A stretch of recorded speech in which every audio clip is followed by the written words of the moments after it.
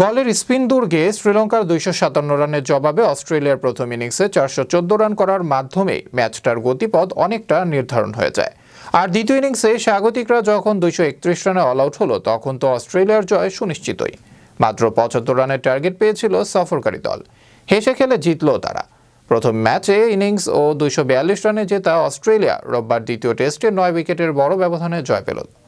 লঙ্কাদের মাটিতে প্রায় ১৪ বছর পর এটা অস্ট্রেলিয়ার প্রথম টেস্ট সিরিজ জয়।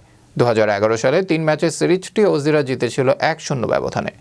শনিবার শ্রীলঙ্কার দ্বিতীয় ইনিংসের সপ্তম ব্যাটার হিসেবে রমেশ মেন্ডিস যখন আউট হয়ে যান তখন বোর্ডের রান ১৯৯। শ্রীলঙ্কার লিড ৪২ রানের। তখন উইকেটে ছিলেন শেষ স্বীকৃত ব্যাটার কুশল মেন্ডিস, তার দিকেই চেয়েছিল স্বাগতিক দল। তবে কুশল মেন্ডিস বড় ইনিংস খেলতে পারলে গলের দুর্বোধ্য উইকেটে জয়ের জন্য অন্তত একটু হলেও আশা করতে পারত তারা। কিন্তু কুশল প্রত্যাশা পূরণ করতে পারেননি।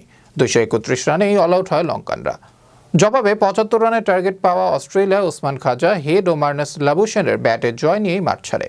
হেড ২০ রান করে আউট হলেও খাজা ২৭ এবং লাবুশেন ২৬ রানে অপরাজিত থেকেই ম্যাচ শেষ করেন।